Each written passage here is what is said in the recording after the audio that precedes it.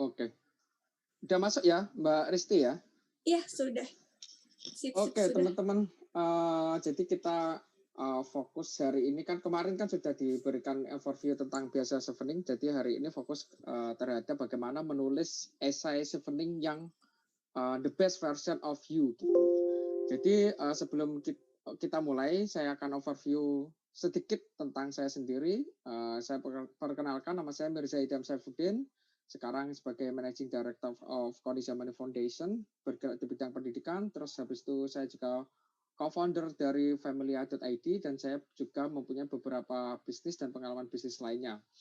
Pendidikan terakhir MSc Innovation Entrepreneurship, Warwick University, dan dulu di Business Management ITS, Achievement Scholarship, Chevening Scholarship, karya Salemba 4 dan Danone. Di sini nanti kita akan fokus pada 5 topik utama, yaitu tentang General Requirement for Chevening IELTS, ini tentang overview-nya, habis itu tentang bagaimana kita memahami 4 pertanyaan utama, terus habis itu bagaimana kita melihat perspektif UK untuk menulis sebuah esai, terus menjawab, habis itu kita melihat poin-poin yang perlu dilakukan dan tidak perlu dilakukan. Sebenarnya kenapa di beasiswa chevening ini selalu saya mention, kalau misalkan teman-teman follow akun saya itu selalu saya mention bahwa yang terpenting adalah essay chevening-nya, bukan masalah IELTS-nya, bukan masalah LOE, bukan masalah bagaimana kalian memenuhi syarat pengalaman kerja. Tapi yang paling pertama itu adalah essay-nya. Essay itu nanti dibuat dari pengalaman kerja yang sudah dimiliki. Nah, sebagai overview singkat, ini pengalaman saya di chevening ya, dan juga di Warwick. Tahun saya hanya 3 orang yang di Warwick, tapi dulu itu ada 15 orang di Warwick University di chevening. Terus ini juga overview untuk dissertation dan complete dissertation, jadi sangat singkat sekali, di sana cuma 1 tahun. Kemarin juga sudah ada overview-nya. Terus habis itu selain itu di chevening juga masih bisa Eurotrip, jadi kalian tidak akan khawatir bagaimana chevening ini tidak sangat kaku, jadi kita bisa kemanapun yang kita sukai. Oke, kita masuk poin intinya.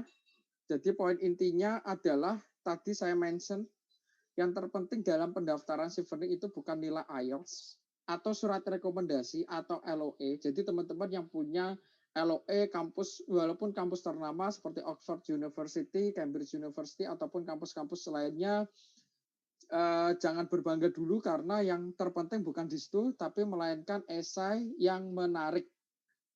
Dan yang saya underline di sini adalah pengalaman yang diperoleh. Jadi teman-teman yang belum punya pengalaman, saya sarankan mempunyai pengalaman dulu, habis itu nulis esai. Karena esai itu tidak bisa dibuat tanpa adanya pengalaman. Jadi yang terpenting adalah pengalaman dulu, habis itu menulis esai.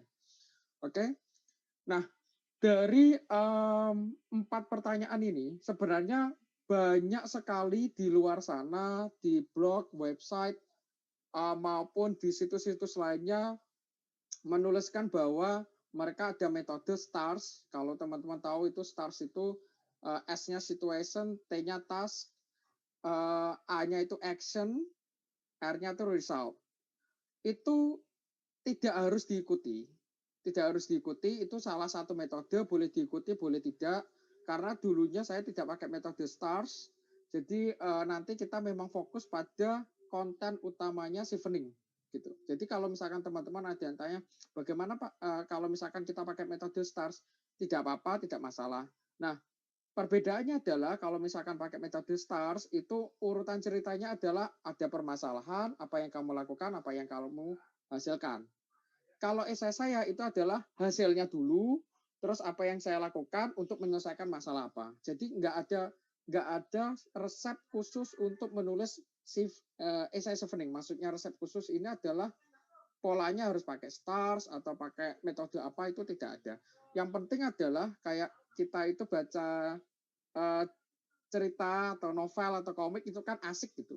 Entah itu nanti tokoh utamanya meninggal atau entah nanti tokoh utamanya sakit, itu nggak masalah. Yang penting adalah ceritanya enak dibaca.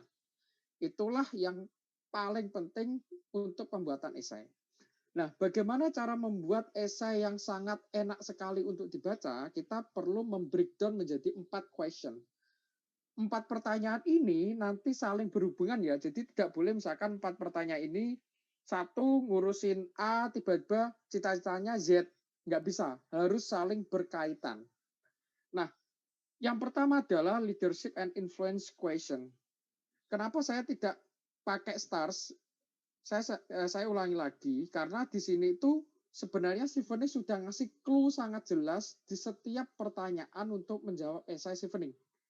Dari pertanyaan leadership and influence question, kita juga bisa lihat bahwa Stephanie is looking for individuals who will be future leader or influencer in their home country. Nah, jadi mereka itu pengen melihat orang-orang yang punya potensi ke depannya untuk menjadi leader atau influencer. Terserah, itu boleh leader, boleh influencer. Dan harus diberikan contoh jelasnya bagaimana kita itu lead suatu grup, lead suatu program, atau menginfluence gitu.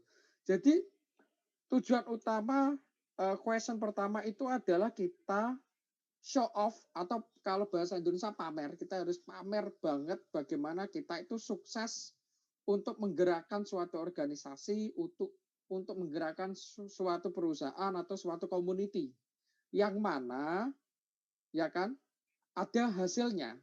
Jadi di sini kita harus show off. Teman-teman, saya beberapa kali itu melihat esai teman-teman itu yang apply Stephanie, rata-rata mereka tidak pede untuk show off apa yang mereka lakukan. Jadi individu ini ketika menulis, mereka tidak terlihat bahwa nantinya orang ini akan berprospek ke depannya menjadi leader. Oke. Terus yang kedua adalah tentang networking question. Networking question ini jelas bahwa Stephanie is looking for individual with strong networking skills who will engage with Stephanie community and influence and lead others in their chosen profession. Jadi untuk menjelaskan networking ini, kalian harus paham bahwa di sini dijelaskan bagaimana kalian itu untuk meet the requirement. Dan contoh-contohnya, bagaimana kalian tuh memakai networking skill, habis itu networking skill-nya ini memberikan dampak apa, gitu. Misalkan salah satu contoh itu, waktu saya kuliah di UK Warwick, itu memang tujuan saya itu bukan hanya kuliah, sebenarnya saya nyari networking. Untuk apa? Investor. Nah, di situ sangat clear sekali ketika saya mendapatkan networking, saya bikin bisnis, saya dapat investor. Jadi jelas sekali di sana itu ada clear example networking skill-nya. Terus habis itu untuk apa? Untuk cari investor. Makanya itu harus jelas, jangan gambiang itu kasarannya kalian beberapa orang itu nulis networking-nya, oh saya punya kenalan ini, terus kenalannya kenapa punya kenalan itu, apa dampaknya kalian punya kenalan, kadang kan nggak dijelaskan secara clear. Oke. Kita lanjut, yang kedua adalah studi in UK. Kalau studi di UK, kita sepakat bahwa semua hampir beasiswa itu pasti ada namanya studying in UK atau enggak studying in university. Nah, di sini kita harus paham bahwa Stephanie itu pengen kita itu merelatekan, menyambungkan dengan previous academic or professional experience. Jadi kalau misalkan tidak linear, jurusan S1-nya nggak masalah. Di sini ada tulisannya previous academic or professional experience and your plan for the future. Jadi kenapa saya tadi bilang bahwa esainya itu harus nyambung? Karena ketika kita melihat suatu esai, fondasinya itu adalah pertanyaan pertama, yaitu leadership. Leadership experience-nya seperti apa? Leadership experience itu adalah sebagai professional experience kan. Nah, dari situ kalian bisa menjelaskan networking-nya sebagai profesional seperti apa. Dan habis itu apa hubungannya ketika kalian mendaftarkan ke UK. Misalkan saya itu dulunya adalah seorang bisnis. Ketika saya memilih